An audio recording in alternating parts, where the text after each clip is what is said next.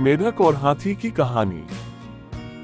एक मेढक अपने दो बच्चों के साथ जंगल में नदी किनारे रहता था। वह तीनों की दुनिया जंगल और नदी तक ही सीमित थी। बाहरी दुनिया में आज तक उन्होंने कदम भी नहीं रखा था, ना ही कोई वास्ता था। खाते पीते बड़े आराम और मजे से उनका जीवन बीत रहा था। मेढक हृष्ट पुष्ट था। उसके बच्चों के लिए वह दुनिया का सबसे विशालकाय जीव था। वह रोज उन्हें अपनी बहादुरी के किस्से सुनाता और उनकी प्रशंसा पाकर खूब खुश होता था। एक दिन मेढक के तीनों बच्चे घूमते घूमते जंगल के पास स्थित एक गांव में पहुंच गए। वहां उनकी दृष्टि एक खेत में घूमते हुए हाथी पर पड़ी। इतना विशालकाय जीव उन्होंने पहले कभी नहीं देखा था। वे कुछ डरे, किंतु उसका विशाल काया को देखते रहे। तभी हाथी ने हुंकार भरी और मेढक के तीनों बच्चे डर के मारे उल्टे पैर घर भागते चले गए। बच्चों को डरा हुआ देखकर जब मेढक ने कारण पूछा तो उन्होंने विस्तार पूर्वक हाथी के बारे में बता दिया। इतना बड़ा जीव हमने आज से पहले कभी नहीं देखा। हमें लगता है दुनिया का सबसे विशालकाय जीव आप नहीं, वह है।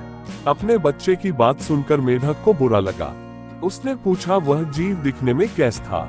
उसके चार बड़े बड़े पैर थे, एक लंबी सी पूंछ थी, दो नुकीले दांत थे।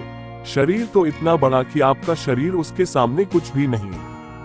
बच्चे बोले। यह सुनकर मेढक के अहंकार को जबरदस्त ठेस पहुंची। उसने जोर से पानी पिया और पानी भरकर अपना शरीर फुला लिया। फिर बच्चों से पूछा, क्या वह इतना बड़ा था? नहीं, इससे बहुत बड़ा। बच्चे बोले। मेढक ने थोड़ी और पानी भरकर अपना शरीर और फुलाया। क्या इतना बड़ा? नहीं नहीं और बड़ा। मेढक ने जंगल के बाहर कभी कदम ही नहीं रखा, ना ही बाहर की दुनिया देखी थी। उसे हाथी के आकार का अनुमान ही नहीं था, किंतु उसने जिद पकड़ ली थी कि अपने बच्चों के सामने स्वयं को नीचा नहीं दिखाना है। जोर से सांस खींचकर ढेर सारा पानी अपने शरीर में भरने लगा।